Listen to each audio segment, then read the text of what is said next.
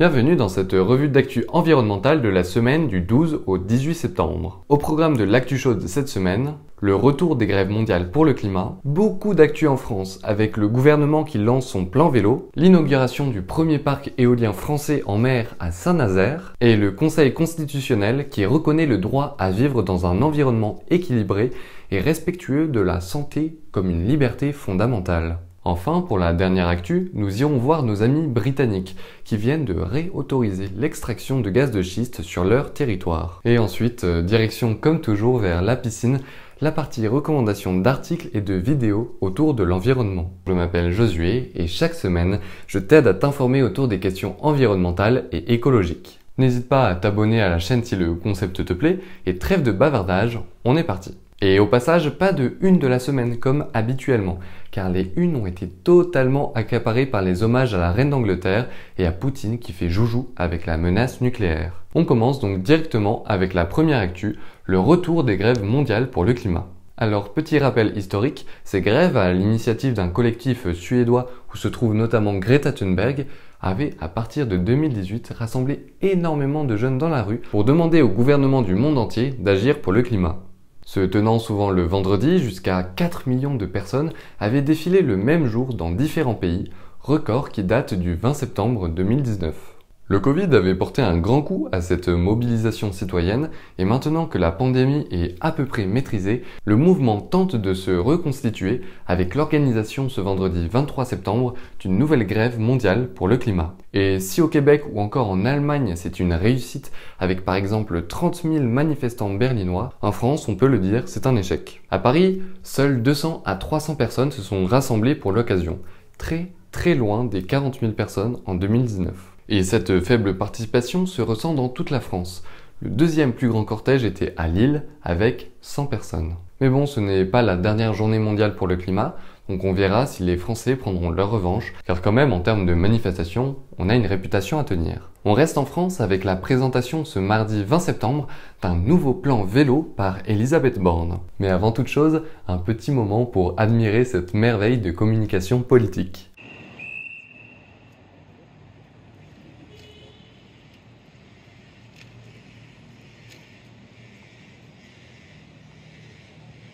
Voilà, franchement, donner un Oscar à Christophe Béchu et Clément Beaune, on dirait presque qu'ils se détestent pas. Enfin bref, une enveloppe de 250 millions d'euros est prévue pour l'année 2023, qui s'ajoute aux 800 millions d'euros déjà investis depuis 2018. L'objectif pour Elisabeth Borne, qui encadrait ce projet avant même d'être Première ministre, puisqu'elle était auparavant ministre des Transports, faire de la France une nation vélo. Mais il faut souligner qu'il y a quand même une déconnexion entre cette communication politique et les moyens mis en œuvre. Car la Grande-Bretagne, pays comparable à la France, a par exemple investi, elle, 2,3 milliards d'euros sur la seule année 2020 pour développer l'usage du vélo. Et dans une tribune parue dans Le Monde et qui demande un plan Marshall pour le vélo, c'est à peu près le montant que réclament en réalité les scientifiques et les associations en France pour changer à grande échelle les habitudes de mobilité. Donc 2,5 milliards d'euros supplémentaires. Cette tribune est notamment signée par Valérie Masson-Delmotte, une des scientifiques les plus importantes au monde sur les questions de climat. C'est pour ça que je pense qu'il est légitime ici d'en parler. Outre ce manque de moyens financiers, le gouvernement se heurte également à un manque de moyens humains. Car concrètement, comment ça s'organise toute cette histoire ? Eh bien, l'État lance des appels à projets qui doivent être repris par des intermédiaires locaux, c'est-à-dire surtout les communes. Mais pour cela, de longues tâches administratives et d'études de terrain sont nécessaires. Alors, pour les grandes agglomérations et les grandes communautés de communes, pas de souci. Mais pour les plus petites communes, c'est vraiment plus compliqué. Donc les financements vont, à quelques exceptions près, surtout dans les grandes concentrations urbaines, alors que des projets aidant les mobilités douces doivent également être entrepris dans les territoires ruraux et plus enclavés. Voilà un sujet plus complexe qu'il n'en a l'air, dont on réentendra sûrement parler. Direction maintenant Saint-Nazaire, où Emmanuel Macron vient d'inaugurer le premier parc éolien en mer français, 31 ans après celui inauguré par le Danemark, le premier européen. Ouais, on est un peu en retard. Il faut savoir que ce projet de Saint-Nazaire a mis 11 ans à voir le jour. Pourquoi cela ? Car 7 ans de contentieux judiciaires ont mis à mal le projet. Car je sais pas si vous savez, mais la question de l'éolien, ça suscite un peu des tensions en France. Enfin bref, finalement, les 80 éoliennes de plus de 100 mètres de haut, à environ 15 km des côtes, sont aujourd'hui construites et peuvent répondre à la consommation de 700 000 personnes. Macron a profité de cette inauguration pour préciser sa stratégie énergétique de mix nucléaire énergie renouvelable. L'élément le plus notable de son discours est qu'il veut une simplification des procédures administratives.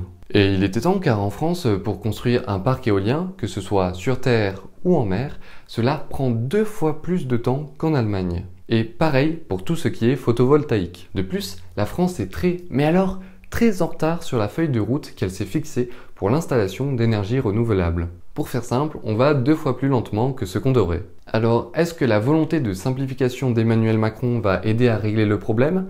Eh ben, on verra, peut-être, mais c'est pas du tout sûr. Car depuis le début de sa présidence en 2017, Emmanuel Macron a été autant une aide qu'un frein au développement des énergies renouvelables. En fait, il change tout le temps d'avis sur le sujet. Une de ses promesses de campagne était ainsi de doubler la capacité de l'éolien français.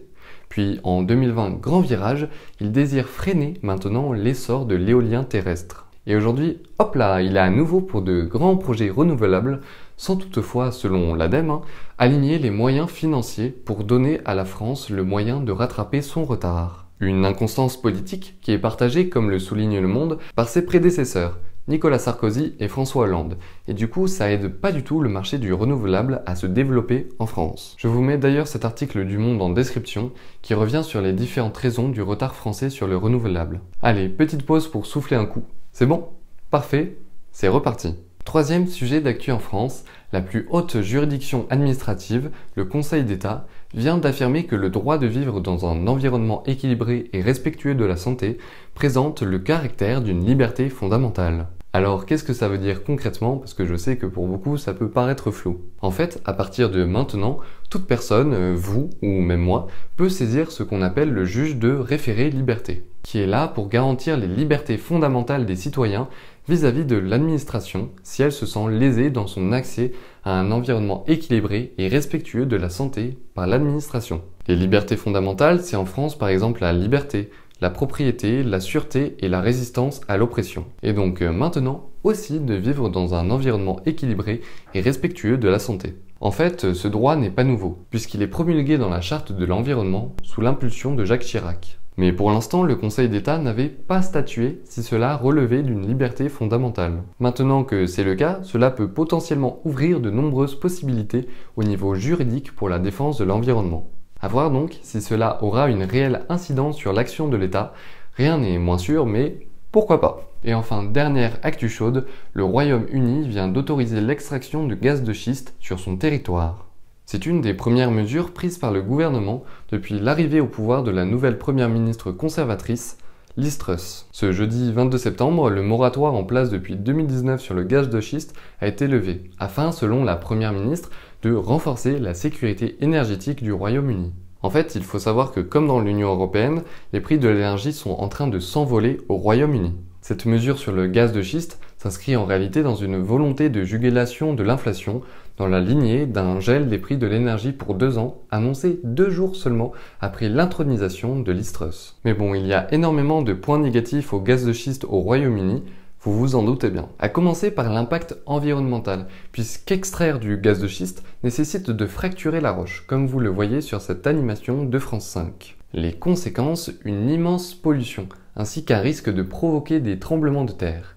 C'est d'ailleurs pour cela que le moratoire avait été décrété en 2019. Mais au-delà des conséquences environnementales, même les aspects pratiques ne semblent pas être au rendez-vous. Déjà car très peu d'études ont été faites sur les lieux d'extraction potentiels au Royaume-Uni. Donc impossible que l'extraction du gaz soit réalisable d'ici cet hiver. Or, c'est cet hiver qui va être très problématique au niveau de l'énergie. Donc le gaz de schiste apparaît comme une solution qui ne répond pas du tout au problème. Et autre problème, en fait, c'est juste qu'il n'y a pas beaucoup de gaz de schiste au Royaume-Uni. Regardez cette infographie. En Europe, c'est en France et en Pologne que se concentre le gros des gisements. Donc le Royaume-Uni s'apprête à polluer de manière très brutale son sol et s'exposer à des risques sismiques. Tout ça pour, en fait, pas grand-chose. En réalité, ce retour du gaz de schiste semble bien plus correspondre à des intérêts privés qu'à la protection de la population. L'industrie du fossile représente un des plus grands donateurs du parti conservateur auquel appartient Liz Truss. Surtout que cette nouvelle première ministre a été entre 2014 et 2016 ministre de l'Environnement. Et devinez quelle a été son action majeure? Réduire les subventions accordées aux fermes solaires et aux parcs éoliens. Voilà, une nouvelle première ministre pas super favorable à la défense de l'environnement. On verra ce qu'il se passera par la suite. Actu chaude terminée, passons maintenant à la piscine, la partie recommandation de la vidéo. Pas très longue aujourd'hui, car il y avait beaucoup de sujets d'actu chaude et je ne veux pas que la vidéo soit trop longue. En premier lieu, cet article de La Croix sur le Parti républicain aux États-Unis qui font carrément des lois pour sanctionner les entreprises trop respectueuses de l'environnement. Imaginez que BlackRock, le premier fonds d'investissement au monde, a dû dire « Non mais regardez les gars, j'investis des centaines de millions de dollars dans le fossile » pour ne pas se faire sanctionner. Vraiment, les États-Unis, toujours une dinguerie. Ensuite, une enquête du Monde qui montre que des centaines de permis de construire illégaux sont délivrés par des maires en Bretagne. Illégaux pourquoi? Car ils ne respectent pas la loi littorale, une loi de 1986 qui est absolument essentielle dans la protection du littoral pour qu'il ne soit pas trop urbanisé. Un bel aperçu des batailles juridiques et légales autour de l'environnement. Enfin, dernier article, une autre enquête du Monde qui s'intéresse à la question de l'eau potable contaminée par les pesticides. Environ 20% de la population française, c'est-à-dire environ 12 millions de personnes, auraient été exposées à de l'eau dont le seuil de qualité ne serait pas aux normes, c'est-à-dire contaminée par des pesticides ou des produits de dégradation de ces derniers. Une affaire qui, si elle prend de l'ampleur, pourrait devenir un scandale de santé publique. Complément d'enquête a également enquêté sur cette affaire si vous voulez un reportage vidéo. Et enfin, une recommandation vidéo, cet entretien mené par Paloma Moritz pour le média en ligne Blast, avec comme invité Timothée Paric, un économiste spécialisé dans les questions de décroissance et de post-croissance. Il revient bien sûr sur les théories sur la décroissance qui représentent un pan entier de la recherche économique, mais aussi comment ces recherches sont intégrées dans les différents rapports du GIEC. Et voilà, vidéo terminée, j'espère qu'elle vous a plu. N'hésitez pas à laisser un petit commentaire, à vous abonner à la chaîne et à la page Instagram PlumeVerte34. Quant à moi, je vous dis à la semaine prochaine pour encore plus de news autour de l'environnement. Salut!